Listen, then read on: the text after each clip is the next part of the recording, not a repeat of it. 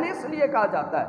اور دوسری بات عجیب بات ہے، ایک وہ طبقہ ہے کہ جو دو بیٹیاں نکاح میں ہونے کے باوجود بھی عظمت کا انکار کرتا ہے، اور دوسرا وہ ایک طبقہ ہے وہ اپنی مسجدوں کے نام ذوالنورین رکھتے ہیں، جامع مسجد ذوالنورین، مساجد کے نام ہے جامع مسجد ذوالنورین رضی اللہ تعالیٰ عنہ۔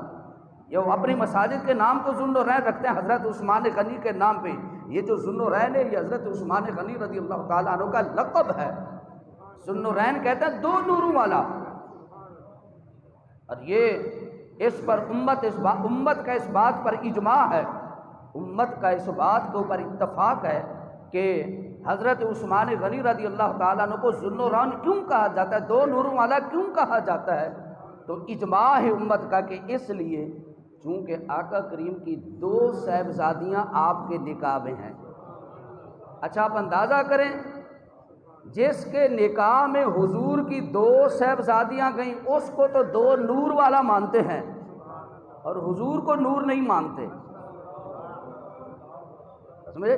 یعنی وہ کہتے ہیں کہ معاذ اللہ حضور نور نہیں ہے، حضور بشر ہیں، ہماری طرح انسان ہیں۔ آپ اندازہ کریں کہ جس کی بیٹیاں جس کے نکاح میں جائیں، ماننے پہ آ جائیں تو عثمان کو بھی دو نوروں والا مانیں۔